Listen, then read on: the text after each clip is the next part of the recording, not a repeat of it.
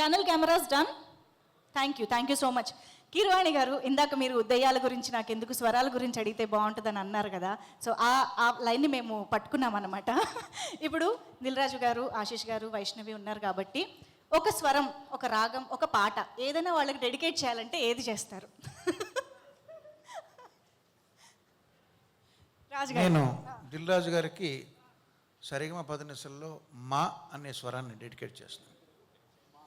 మా అంటే మనీ. ఓ perfect sir.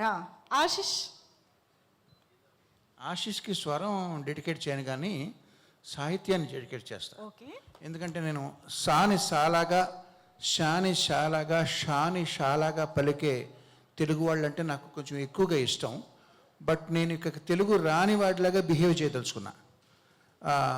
Ashish, ఈ సినిమా చక్కటి విజయం సాధించాలని ఆశిస్తున్నాను. వావ్, వర్డ్ ప్లే అంటే కీరవాణి గారి తర్వాతే. వైష్ణవి సార్. వైష్ణవి నాగదేవత. వైష్ణవి ఇది ఏంటి లవ్ మీ ఇఫ్ యూ డేర్తో చాలా చక్కగా నీ నటన పటిమ చూపించావు. So kill me if you లవ్లో ఇంకా నీ విశ్వరూపం చూపిస్తావని, దానికి నేనే మ్యూజిక్ చేయాలని నేను కోరుకుంటున్నాను.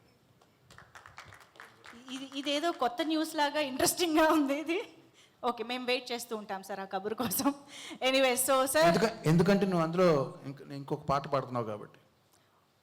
ఓ ఎస్. సో కీరవాణి గారిని మాట్లాడవలసిందిగా రిక్వెస్ట్ చేస్తున్నాం.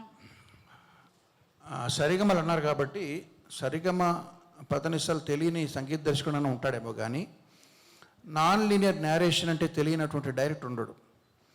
అటువంటిది అరుణ్ భీమవరపు ఈ సినిమాలో నాన్ లీనియర్ నెరేషన్కి ఒక కొత్త నిర్వచనం, చాలా డీప్గా వెళ్ళిపోయాడు. సో ఈ సినిమాని ముఖ్యంగా మా చిన్నాన్నగారు విజేంద్ర ప్రసాద్ గారు, మా మిత్రులు డైరెక్టర్ సురేందర్ రెడ్డి గారు, వాళ్ళిద్దరూ చూసి వాళ్ళు నాకు ఫోన్ చేసి వాళ్ళ మనోభావాలు నాకు చెప్తారని నేను ఆశిస్తున్నాను. నేను చాలా ఈగర్గా వెయిట్ చేస్తున్నాను. ఎందుకంటే ఒక కొత్త ప్రయోగానికి తెరతీశాడు ఇందులో అరుణ్.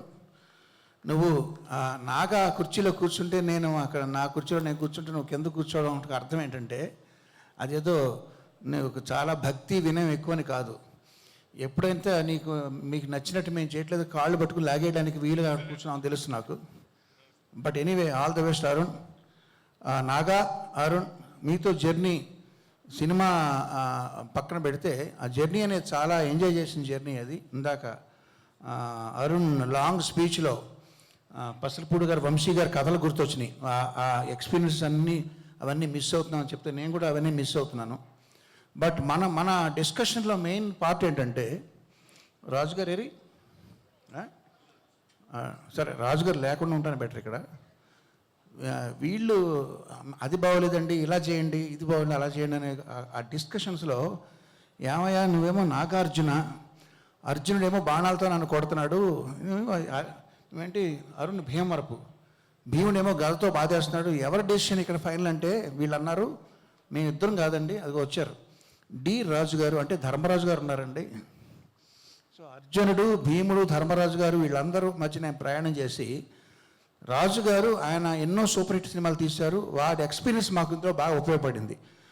కొన్ని కన్ఫ్యూజన్స్, చిన్న క్లారిటీస్ కావాల్సి వచ్చినప్పుడు లాస్ట్ మినిట్లో 11th అవర్లో వాటిని చేయడంలో ఆయన ప్రొడ్యూసర్గా కాదు డైరెక్టర్గా కూడా ఆయన పాత్ర వహించి ఆయన కర్త కర్మ క్రియగా ఈ సినిమాకి వ్యవహరించారు. ఆల్ ద బెస్ట్ రాజు గారు. మనందరికీ కూడా ఈ సినిమా పేరు తీసుకురావాలని ఆశిస్తున్నాను. Thank you very much. Thank you sir. Thank you so much. Blessed to have you here and blessed to have you in this film as well. Thank you so much.